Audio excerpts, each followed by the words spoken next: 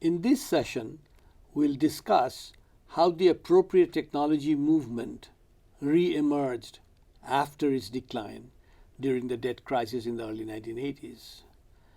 We'll argue that even though the first wave of appropriate technologies declined, many of the ideas integral to it were refashioned as institutions both at the top and the bottom appropriated elements of the original idea to push their own agendas under changing circumstances. Let us first highlight the changing circumstances that ultimately influenced poverty alleviation efforts. As we mentioned in the last lecture, by the early 1980s, there emerged a set of ideas dubbed the Washington Consensus as a way to deal with the debt crisis. Underpinned by theories of neoclassical economics, this consensus constituted the following policies: drastic reduction in government intervention in the economy, particularly reduction in government's expenditure for social purposes. This reduction in government expenditure coincided with a new emphasis on the role of market agents, both domestic and international, in generating economic growth. This, in turn, required opening up of national economies to global flows of capital and commodities. As for poverty alleviation efforts, the focus shifted from large-scale government programs that were intended to rectify macro-structural disadvantages of the poor to a micro-level emphasis on the poor as consumers. The key assumption underlying this change in emphasis was that the market could better respond to the needs of the poor if the government created the conditions for the market to function well. The emphasis of government policies shifted from delivery of goods and services to the poor through the public sector to getting the prices right so that the market could deliver these products and services more efficiently. This new celebration of the market and its virtues coincided with the collapse of the Soviet Union by the end of the 1980s. The end of communism, at least in what was to be called Soviet Union and Eastern Europe, led Francis Fukuyama to declare the end of history and the ultimate victory of capitalism as the only way to modernize. This re-emphasized the government's role in the management of the economy had to be seriously curtailed so as to foster private entrepreneurship. A major emphasis was on the reduction of government regulations and the creation of new incentives to promote private initiatives to respond to public needs. For example, delivery of potable water for the poor, which was to be provided by the state earlier, could now be provided by market agents using innovative technologies, correct pricing, and private management of previously publicly owned facilities. It is interesting to note that by the early 1990s, neoliberalism began to face severe criticism. Within development economics, I must say, there were multiple criticisms. That neoliberalism had not generated growth, reduced employment, increased the miseries of the poor due to reduction in social welfare programs, collectively leading to what the United Nations acknowledged was the lost decade in development. The critics emphasized that development had to be re-envisioned broadly, going beyond the neoliberal obsession with economic growth. Amartya Sen and Mahabul Haq's formulation of the Human Development Index was specifically intended for this purpose. There was a growing voice against the Washington Consensus, which was captured well in the United Nations formulations of the Millennium Development Goals. These goals brought poverty and the problems of the poor back to the center of developmental conversations. A new debate about the efficacy of foreign aid followed. This was best demonstrated in the debate between economist Jeffrey Sachs and William Easterly, who took opposite positions. Sachs argued that development aid of the old kind worked and therefore needed to continue, particularly at a time when poverty was rising.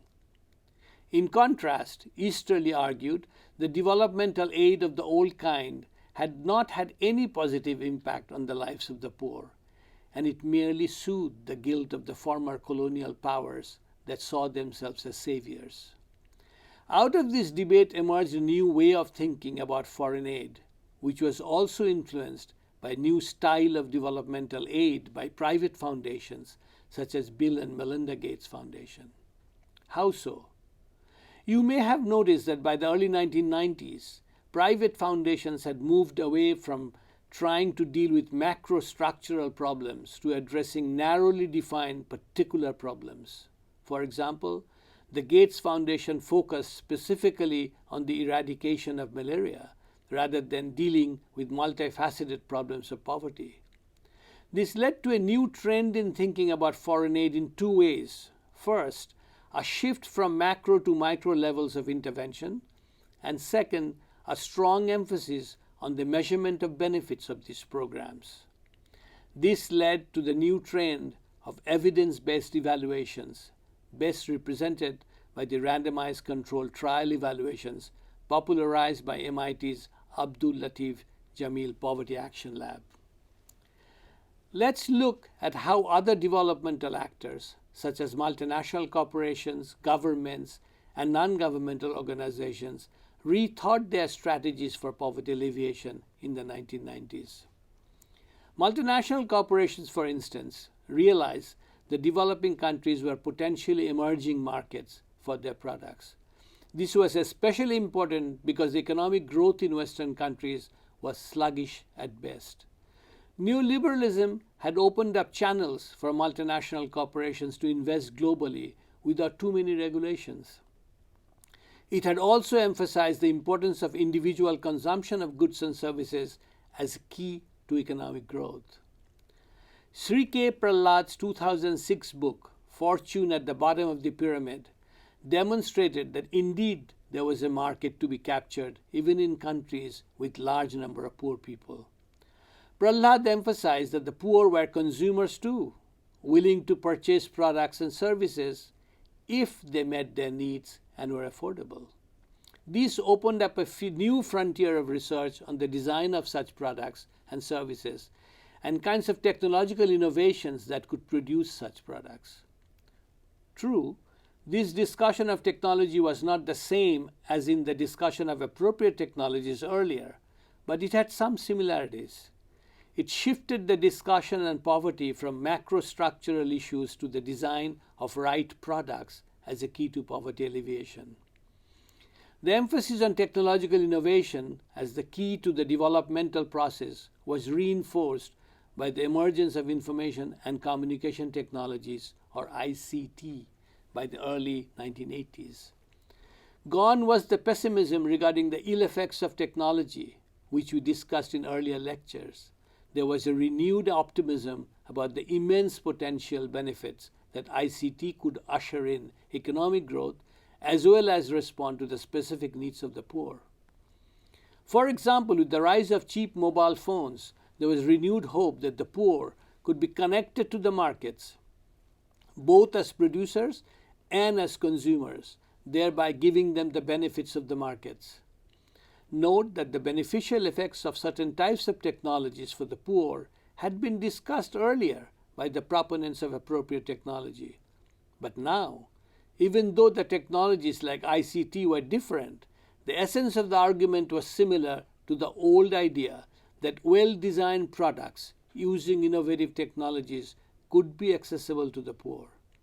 ICT was portrayed as a more democratic technology, which could be tapped by many to create various innovations.